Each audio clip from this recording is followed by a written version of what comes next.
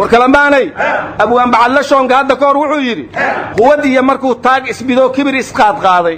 maroodiga markuu soo qabsaday qalabna soo saartay shimbir dhagax qanintaa abraha qoorta loo suray asxaabulfiil waxaa qarribay qaraxyadeedii qacmidkay ku siisaan durbada qiimo beel noqoy quwaddaas ilaah baa iskale oy u qaastahay qiso iyo tusaalay u tahay qoonka weli nool intaan ciidda meel laga qarxiyeyna la qaniinsiinin qayaanada inaan dhaafno iyo qaladka Soomaa waraxmadow xilliga asxaabulfiil qaraxyaduna ma jireen aryaadhaha horta dayuuradan daroolis la leeyahay ma shimbirahaasaa laga metelay war shimbiri ilaahay asxaabulfiil u diray dhagaxa qofkay u wadaan lama iseegayn mid kastana magaciisu wuu ku qornaa warnamiyow qiyaamaho lisaysudu malanka maamudnaada wal isgaawiyo wala ari lan walbana galadki usgay goortisa la saare iriidina gaansi bawan jawan nisheene marka lan walbow hatanteeda nool hisaabtan hore waxaa loo yiri khasaara waa qabataan ninkii khamaar dheelo aryaadhaha waxaa la yiri qaraxiyo qayaaniyo qayaaligan la qaadama qaraxiyo qayaaniyo la qaadama qayaaligan war cabdillah waxaa kaloo la yidhi geerida ilaah baa qadaray qoorta noo sudhane qof waliba mar buu dhimanayo oo iilka loo qodiye dhabaartii qayaamana asagoo qaawan buu tegiye qosol iyo farax baa u yaal qayr midkii falaye midna qooma ma u taalla iyo hawl qamuunye leh wargaboosow Soomaaliya ma joogta xilligii maalinba qof la soo aasi jiray ee tarab baa dadka loo laaya maalin dhaweydna wadada ugu jaamka badan waxay ahayd jidka qabuuraha gala horaan waxaa loo yiri qososha iyo qayli sidaabo khabri waa ku qarsaha war waxa kaloo la yiri qabri iyo nin loo wada lama kala qariyo warkalamaanay saad sheegteen dhimashadu waa wax ilaahay qadaray oo la dhaafayn laakiin geeygeena sababta geerida ku badan sababtoo ah Soomaalidu qori bay shaqo ka dhigatay kadibna masiibo qarxaysa u timid waxaan la yaabanahay masiibooyinka dhacaya maxaa waxa la isaga weydiin laayahay oo mas'uuliyadda cid u qaadi laada mar liwaayi mashaakil oo Soomaali in leeska moosan ma waa ku jirta war abdallow wa mal hayatu dunya illa mata'al ghurur ma inka darwayti maanyadi miyaa soo fakatay maroodiyo muudacali maanyada mooya ku jira ma maqli miya warnimayo nin la yiraahdo maxamed gafaanjo gabay tirshay wuxuu yiri xamar weyna roob baa ku da'ay waadna maqasheene intaasaan ku soo koobaya yaanan sii badin kookaan waliba eray oo ku hobiyal badan la faniini nimagna dheemishi wallahaayeen rungi been wali atuma goradaan war kama siin gabadiyow aryaadaha kalamaanay habeenkii hobiya dhece maheer habarkii yahufa habeenkii hobiya dhece maheer habarkii yahufa war abdullah waxa kaloo la yiri dhugta iyo higtiya dhagagacda iyo dhiiga daadanaya dhan kale weeyaan macnaha loo dhutinayaaye islaamnimo ka dheer waayahan dhaqanka muuqda emaderow dhan kalaad oo socotaane dhegalay wax maqal ma dheegi jirne war kalamaanay anigu waxaan la yaabanahay sida shabaab loo galaya hoga oo dadka shabaab xilligan galayahay ma waalan yihiin angolow iyagii waa ka beriyay iyagii waa ka beriyay ninkii cunayba kaliita miyaadan maqlin war waxaan la yaabanaa idinka ka sii yaab badan anigu waxaan la yaabay war miyaadan maqal in dhaweydba yaab dhaliya yaababa jire ummad yaab la yaab lee ku dhacay oon iskula yaabin yaabkay iskala yuurubtana uunku kula yaabay oo yaab kala bado yaaban baan nahay yaabanay yaa la sugi yaabka koor yaala war axmedow al-shabaabkii naga yaabiyaa yaaban maalmahane maxaan yaabka kula yaabayaa la isla wada yaabi war idinka yaaban oo idin la yaabna idin ma sheegi kare warka iga dhageysta gaboosow sideed noo la yaabe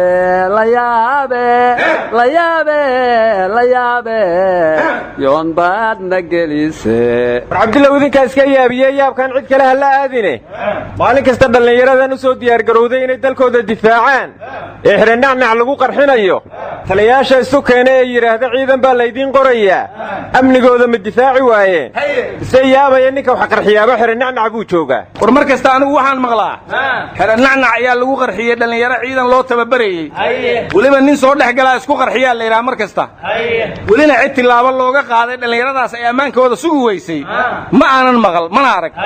marka waxaan la yaabanahay mashruuc iska furan oo lagu heshiiyay inaan wax la iska weydiin miyaa wanacnacina ma qaana carruurta nacnac aadin jirtay xeradan Generaal Dhaga badan baa la yiraahdaa waana dugsi ciidanka lagu tababaro war magacii la doona hal la dhahe meesha ciidamada ma lagu tababaro mise waa lagu qarxiya war Generaal Dhaga badan haliyay geesiyo wahay qawaarijtana wuxuu u yaqiinay jidii jahdiid aakhirkiina inta hotel saxafi ku soo weerarayna isagoo la dagaalamaya ku shahiiday marka xerada maalin kasta dhalinyarada lagu dhamaynayo Generaal geesi ayaa loogu magac darine magaceeda nacnaca loo dhaafo dugsi dhahanta laga galo miyaa layska dumiyay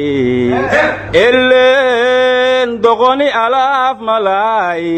alaaf doqoni alaaf malay yadeegi jari war miyaadan maqli jirin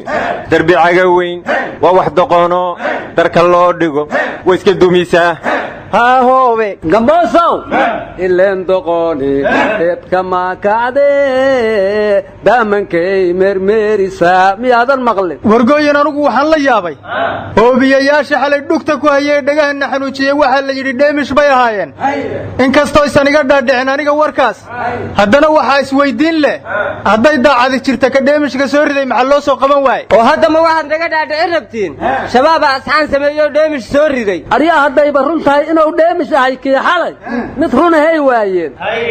isxaan ha uga fadhina kuwaas war calaa kulli xaal ama dheemish ha ahaadeen ama ha noolaadeene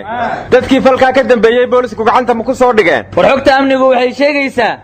shabaab markastoo xaaladda ku xumaato waxay ka aarsadaan shacabka war hadday ku xumaatay haddii kaleba ma hawl kale leeyihiin oo warka iga dhexgeline bulshadu inay feel jignaato oo hay'adaha amniga lala shaqeeyo waa lagama maarmaana la yiri war anigu waxaan ku talin lahaa meelaha dadka badan iskugu yimaadaan joogistooda in la yaraysto baar fadhiga badan iyo geedaha la hoos dhooban yahay laga sikada miyaa tiri war aniguna bulshada waxaan kula talinayaa qof kastoo qofkaad ka shakiso ilaa aad hubisay yuusan kaa fakan wargooyin qawaariijta la soo qabto yaa qawahayo adiga wah keebay kas war guryaha ay ku dhuumanayaan ha loogu galo naftu mar bay baxdaay aryaadhaha saaxiibkay Xuseen Barre wuxuu yiri dhimasho waa dhigantoho dhumasho kugu dhaafime dhimasho waa dhigantoho dhumasho kugu dhaafime war ma haysiina waxa la yiri howlgal qorshaysan oo ay fuliyeen ciidanka gaarka ah ee nabad sugidda iyo sirdoonka qaranka NISA waxa qoorta looga jaray 22 qawaarija waxaana la sheegay howlgalkaasi uu ka dhacay shabeellada hoose warayaantan waxa la yiri NISA ma aha NISadii hore hawl adag ayayna wadaa oo xuraan iyo dagaal isugu jirta war hadda NISA shibde oo shabde miyay shaqada ku wadaa war markii shacabka loo diri jiray maaha baa lagu yiri siyaasiyiintana ma ka qallayeen war NISA hadda mucaarad ma raadisee qawaarijtay raadisaa oo hadday mucaarad arkaan ama juuq u leeyihiin war NISada hadda ogda mucaaradnimo dambe ma aragaasa mucaarad siyaasadeedna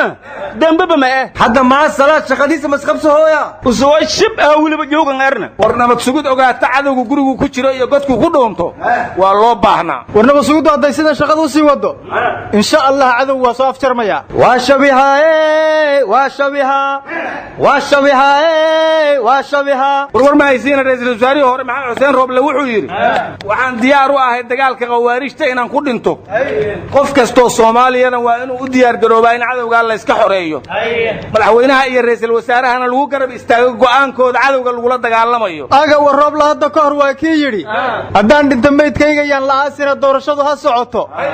eegan ma wuxuu leeyahay dagaalka shabaab inaan ku dhintaan diyaar u ahay war ra'iisul wasaarihi hore Rooble waxaan arkay Yurub asagoo banooni ku dheelaya maqawaarija Sweden joogto la dagaalamaya aryahan koolow run ma leesu sheego roor marone Rooblow sideed rabtaay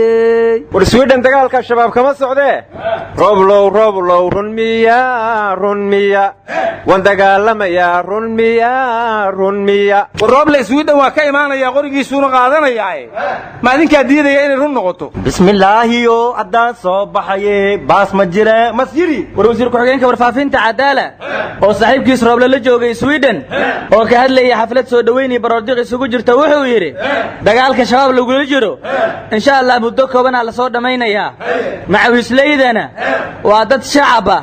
oo aan siyaasadan ka lahayn balse noloshoodii iyo deegaankoodii lagu dhibay oo dulqaadan waayay oo go'aan ku gaaray inay iska kiciyaan cadawga dulmiga ku haya ceelashii ka duugan miyuu yiri war maalin kasta xoolo baaday ka qaadaan aryaadhaha samigay Cabdullaahi macaawisley iyo dhibaatadii lagu haaya ka waramayna wuxuu yiri waxay saanooyin ku sabreen sanduule iyo sekabad waxay saanooyin ku sabreen sanduule iyo sekabad war cabdullow allaha kaa cafiyo cadaala ma shirbine warawowood la jannee war ma haysaane ra'iisul wasaare xamse cabdiyaar eegadan baa wuxuu la kulmay dhakhaatiirtii maalin dhawey jabuuti ooga timid qaraxii sooba ka dhacay dadka ku dhaawacmay si ay ugu gurmadaan ra'iisul wasaare aarna wuxuu yidhi jabuuti waa walaalaheen waa gacal aan shalay u gargaarnay markii ay xorriyadda u dirirayeen soomaaliya sida ay u burburtayna waa ina garab taagnaayeen eedda dhiig iyo dhalasha naga dhaxayso waa waajiba soo dhowaaduu yidhi dhalasha dheel maahan dhiiggeen waa laisku dhaqaa masiri ileen sinjiga ma mayrmo ileen sumada ma guurto afkaagu ileen ma suulo sokeeye ileen ma daalo war kalamaanay war ma haysiin amal culusaa soo baxay marshaa loo dalki laakadeediyey hubbalaqaata maa la yidhi war qofkan dagaalamin waa dembiile halla qafaala miyaa la yidhi war maalin dhoweed madaxweynuhu wuxuu yidhi soomaaliya meel dhexoo la istaago maanta ma laha ee ama shabaab noqo ama kan la dagaalamayo noqo bilaahi ma naga dhaaftiino war horta dhexdhexaad lama ogolo miyaa la yidhi war allah u naxariista abwaan cabdulla raage wuxuu yidhi hadda ka hor dhankaas maa u kacdaan quraacdu ay u dhacayso oo dhankaas maa u kacdaan ay ka soo dhalanayso dhexdhexaa idin taagay dhulku ha idin laqee war amaraan idiin sheegay meeshaan fikir kama furnee maalin dhoweyd culimmada soomaaliyeed iyo wasaaradaha awqaafta arrimaha diinta ee federaalka iyo maamul goboleedyada waa kuwii shir maalmo socday go'aanka soo saaray waa kuwii dhaheen nimankan lala dagaalamayo waa qawaarij waana in ummadda soomaaliyeed sidaas ugu yeeraan oo u ogaadaan laakiin amarka hadda soo baxay wuxuu yahay wasaaradda diinta iyo awqaafta waxay tidhi wax kale looguma yeeri karo waana amar in qawaarij la yidhaah sababtoo ah waa yihiin lamana rabo in ummadda la jahwareeriyo marka kalemaanay waxaan ka baqayaa idinkoo shabaab leh in godka jilcow laydinku guro afkii sheega ma dhaafto sheekh fir shuruugga ku raaco war buda ma taro war ma haysaane guddoomiyaha kacdoonka halgama cali jayte ahna guddoomiyaha gobolka hiiraan ahna madaxa mashruuca madaxyada shabaab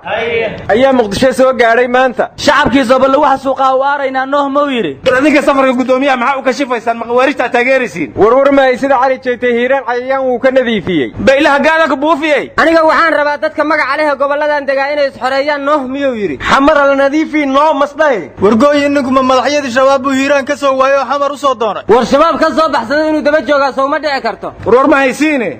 xildhibaan cabdiraxmaan cabdishakuur wuxuu yidhi saraakiisha dhallinyarada ee aan ognahay mushaarkoodu intuu yahay ee guryaha waaweyn oo dabaqyadaa dhistay ee dalxiiska iyo tamashlaynta ku jira xaggay ka keeneen dhaqaalahaas amniga laga sugaayese ma layska hubiyey warnamiyo war mahaytan wasiirka arrimaha gudaha ahmed macalin fiqi baydhawojinaya digkaari warmaday wallahna badbaadiyeen sidee wax u jiraan war digdaan sheego baasma ee waa ku degtitay isin raasangu waliina wada hadal leeyahay madiido koonfur galbeed dalka sidii lindifa allahay mislun hormari lahay la kuwada dahoowe doo kala ma bajiro barax maka rawiye barfuunka le iigu banay masiri war abdilow meelaan ku dahoowe ma gordo korto biriyay hadalka qaada miyad beled ka dhaafta dhulka kale ee u badan tahay baydhabo ma gaarta war ma haysina taliyaasha ciidanka Puntland iyo Somaliland war kulula dhex maray horta waxaan hubaa hasaas kulul war kulula ka ron war isa badayno wada hadalno ku fayle taliyaha ciidanka Puntland wuxuu yiri Somaliland argagixisaday maal gelisaa ciidankooda soo gurguuranayaan fidnay soo wadaan dagaalka shabaab lagula jiro ayayna dhabar jabinayaan oo naga sii jeedinayaan taliyaha Somaliland oo u jawaabayna wuxuu yiri annagu dagaal uma degdegno umana socono wuxuu yahayna waa naqaan cidiina daandaansataa hina dharbaxsho kulul bay naga heshaa welina xuduudeeni ma aanan gaarin buu yiri war Somaliland war kama hayside guddiga diiwaangelinta ururadu maanta waxay ku dhawaaqeen 9 urur oo ka soo gudbay madax taabashadii waxayna kala yihiin urur siyaasadeedka waabari urur siyaasadeedka shacabka urur siyaasadeedka horseed urur siyaasadeedka rajo urur siyaasadeedka barwaaqo urur siyaasadeedka hillaac urur siyaasadeedka mideeye urur siyaasadeedka ogaal iyo urur siyaasadeedka kaah warada goonayn qaar baa magacyadii shirkadaha leh ma lagu ogyahay diinley ariira lakadaahiye diin ley ariira likadaahiye yadheegi jari wargaboosow waadinkii dhihi jiray puntland somalilan bay koobiyeysaayeen urur siyaasadeedka kahna deni baa leh urur siyaasadeedka horseedna faroolaa leh markasoo koobi cusub maaha war hortana kaah shirkada anqorade horseedna kooxda ciidanka xoogga dalku war miyaadan maqli jirin darbi caga weyn waa wax doqono darka loo dhigo way iska dumisaa haahowe gamboosow ileen doqoni eedka maakacde daamankay mermerisaa